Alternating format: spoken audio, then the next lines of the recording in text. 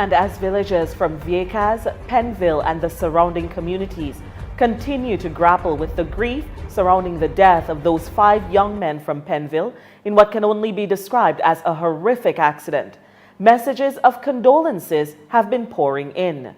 Prime Minister Roosevelt Skerrit described the accident in a statement on Sunday as tragic. It is with profound sadness that I inform all of a tragic accident which took the lives of 5 very promising young men from my constituency, he said in the statement.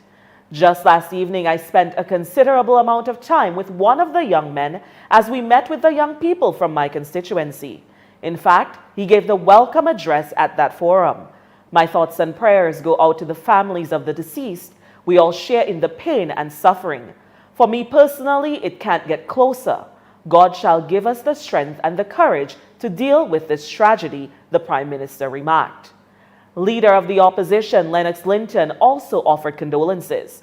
Our best wishes, thoughts, and prayers for God's guidance, support, and protection to the relatives and friends of the 5 young brothers who lost their lives in that tragic vehicular accident in Viecas this morning. May their souls rest in peace, he said via Facebook. The Bishop of the Diocese of Roseau, His Lordship Gabriel Malzé, expressed his profound sadness. And it is with tremendous sadness that I learned of the tragic death of the 5 young men of Pennville. And it is no doubt at a time of great pain for the immediate families of these young men, for the community of Pennville, and for the entire parish of Viecas. In fact, tragedies of that nature are causes of national sadness, and we are all affected by such moments of deep sorrow, the bishop stated. On behalf of the clergy, the religious, and faithful of the Diocese of Roseau, I offer my deepest condolence to the bereaved families of these 5 young men and the entire sorrowing community of Viecas. May the souls of our brothers rest in peace. And he continued that as a community of believers, we should be united in prayer for each other, especially the families most in need of consolation. And even the Prime Minister of St. Lucia, Alan Chastanet, has sent condolences to the government and people of Dominica following the accident. Our thoughts and prayers are with the people of Dominica at this time.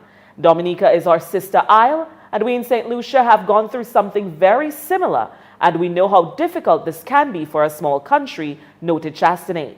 On behalf of the people of St. Lucia, I expressed our immense sadness and extend our condolences to the families of the young men and to the Honorable Prime Minister Roosevelt Skerrit, who is also the MP for that area, and the people of Dominica. Chastanet commented that St. Lucia can sympathize with Dominica, noting that on November 10, 2011, all of St. Lucia was thrown into mourning after a bus of passengers coming from a funeral veered off a cliff into the sea, reportedly killing 19 persons. As the Prime Minister recalled that incident, he said, "We know the heartache that Dominica is suffering after losing these 5 young men in this way. And right now I know that every St. Lucian can sympathize with what they are going through. And you have our most profound sympathy at this time." The circumstances surrounding that accident remain unknown.